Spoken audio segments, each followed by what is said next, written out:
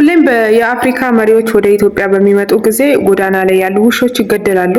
ከድሮ በኢህአዴግ ጊዜ ጀምሮ የአፍሪካ መሪዎች ሁሌም በኢትዮጵያ ጉባኤ አላቸው በየአመቱ ማለት ነው።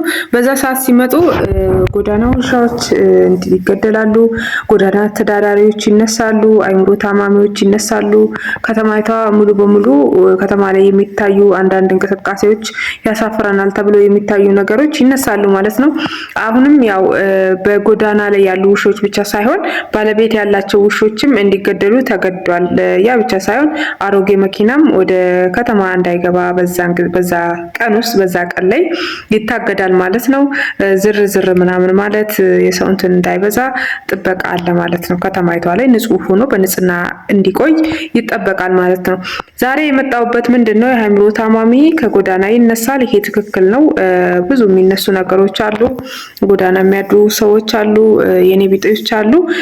ለዛ እነዚህ መሪዎች ወደ ሀገራቸው እስከሚመለሱ ድረስ ካሜራ የጎዳና ካሜራ ምናምን እስከሚነሳ ድረስ እነዛ ሰዎች ይነሳሉ ማለት ነው። የከተማ ጽዳት በአግባቡ ይጠበቃል። ግን ምንድነው አሁን ላይ ያለው የባለቤት ያላቸው ውሾች እየተገደሉ ናቸው። ለምንድነው እነዚህ የሚገደሉት? ከአፍሪካ ህብረት ጉባኤ ጋር የሚያገናኘው ነገር የለም። ምንድነው እየሆነ ያለው? ብዙ ጊዜ በቤት ውስጥ ያሉ በጣም ብዙ ውሾች ያላቸው የሚያረቡ ሰዎች ጎረቤት ጋር በጥሩ እየኖሩ አይደለም። ከጎረቤት ጋር ቅሬታ ብዙ ጊዜ ይሄድባቸዋል። ክስ ይገባል እና ክስ አለ። ብዙ ጊዜ ስሞታ አለ።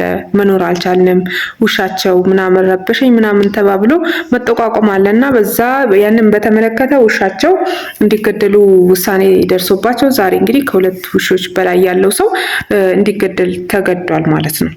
ይህም የሆነው ምንድነው? ከጎዳና ላይ ካሉት ውሾች ተጨማሪ ባለቤት ያላቸው የሚንከባከቡ ሰዎች ውሻቸው እንዲገደል የተገደደበት ዋነኛ ምክንያት ምንድነው? በጎረቤት ጥቆማ ነው። አብሮ ከሚኖር ሰው ጥቆማ ነው። መኖር አልቻልኩም፣ የውሻ ጩኸት፣ የውሻ ጫጫታ መኖር አልቻልንም ብለው በተደጋጋሚ ጥቆማ በሚያደርጉ ሰዓት ዛሬ ላይ ለውሳኔ ተደርሶ ውሾች እንዲገደሉ ተበይኗል ማለት ነው። ስለዚህ ምናልባት ከዚህም በኋላ ውሻ የምታረቡ ሰዎች አይናው ውሻ እያረባችሁ የምትሸጡ በጣም በውድ ገንዘብ የሚሸጡ ሰዎች አሉ። በነገራችሁ ላይ እኔ ራሴ ሰሞኑን በውሻ መገደል አንድ ቪዲዮ ከፍቻለሁ።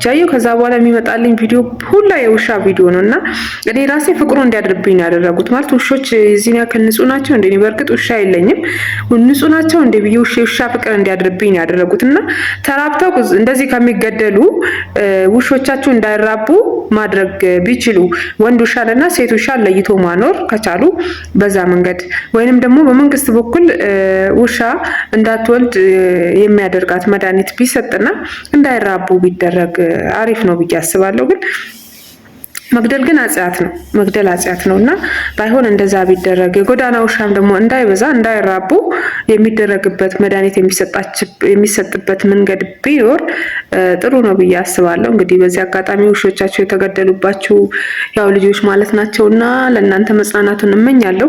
ለሌላ ጊዜ ግን ጎረቤት እስከሚረብሽ ድረስ ውሻ አብዝቶ ከመኖር ከማራባት በእርግጥም እንደ ስራ ነው አውቃለሁ፣ ይሸጣል።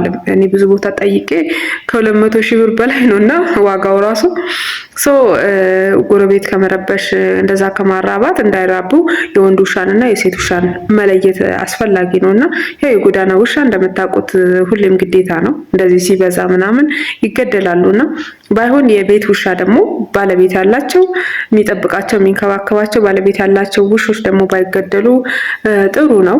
ቢያንስ ከተከተቡ ሕክምና ካላቸው ባይገደሉ ነው ዋነኛው ምክንያት። እንግዲህ እንዲገደሉ የሚያስገድደው የጎረቤት አቤቱታ ነውና ጎረቤት ከሚረብሹ ያው ጥንቃቄያችሁን ብትወስዱ አሪፍ ነው ብዬ እመክራለሁ። ቴንኪዩ። በሌላ ቪዲዮ መለሳለሁ። ቪዲዮን ላይክ አድርጉ፣ ቻናሌን ሰብስክራይብ አድርጉ።